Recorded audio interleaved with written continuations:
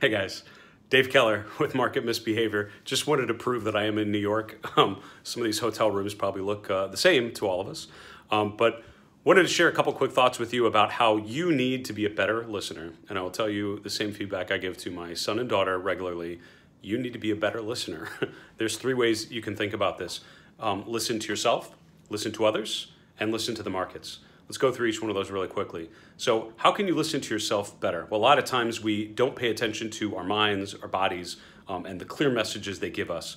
I'm tired, I'm hungry, I'm thirsty, I need more rest, I need more energy. A lot of times we don't pay attention to that because we're so focused on being productive or working, playing, doing whatever mix of things we want to do. But a mindful investor pays good attention to their body, especially their mind. And one way to think about this is to consider some sort of mindfulness practice, and meditation, yoga, something like that, some way to recenter yourself and focus on what's going on around you.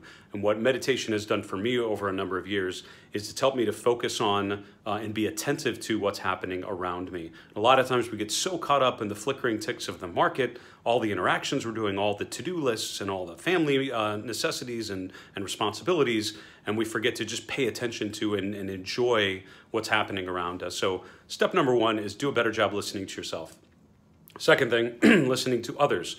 So I'm actually in New York doing some media interviews, and then I'm going to the CMT Symposium starting tonight and going through the rest of the week. CMT Symposium I've gone to for many, many years. It's one of my favorite events in the calendar year because it's a great gathering of people that are super open to interacting and asking questions and answering questions, very collaborative.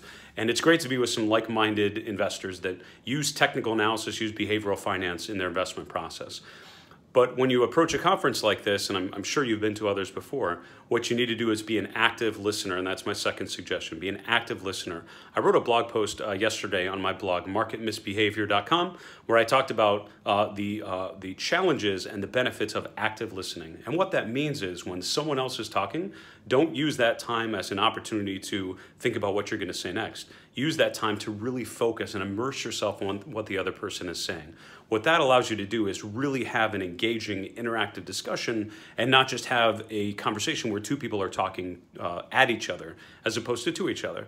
So my second suggestion, do a better job listening to others and do that by being a more active listener. Focus on what they're actually saying.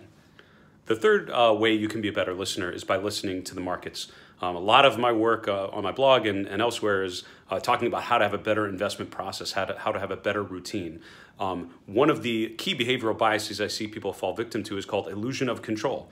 And what that means is you have a position on and then you are trying to will the market. You are trying to force the market mentally to do what you expect, to move in a way that's going to make your position profitable.